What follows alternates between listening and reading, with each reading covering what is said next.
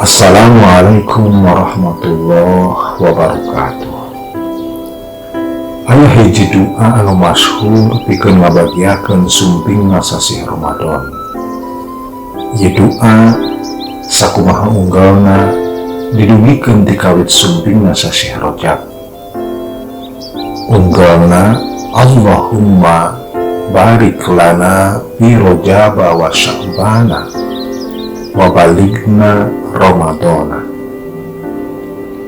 Upami disundakeun, mun Gusti pasihkeun kaberkahan pikeun kami dina ngalangkungan sasih Rajab sareng sasih Sya'ban.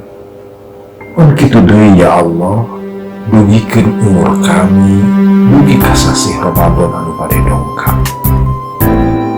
Menurutkeun panalungtikan ahli hadis, sok sanes di hadis teh dicutat dina sababaraha kitab anu sohor, namun sanad hadisna ngandung masalah.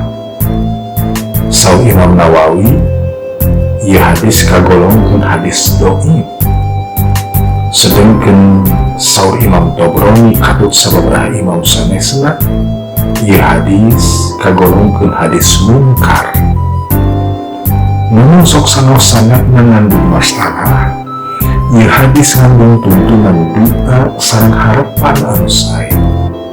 Sanes hadis anu aya kakaitan langsung sareng masalah akidah pun kitu deui ibadah mando.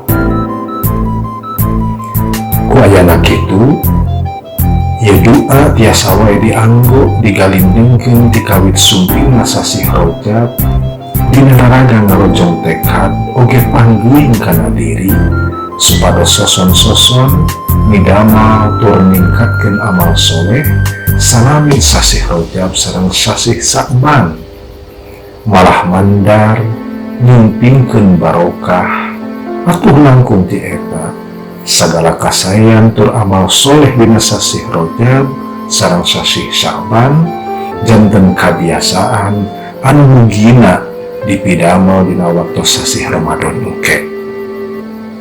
Anu penting tur kedah dicutat papari sareng ieu doa dina waktos ngaunggulkeunana ulah aya kayakinan mangrupikeun sunnah Rasul.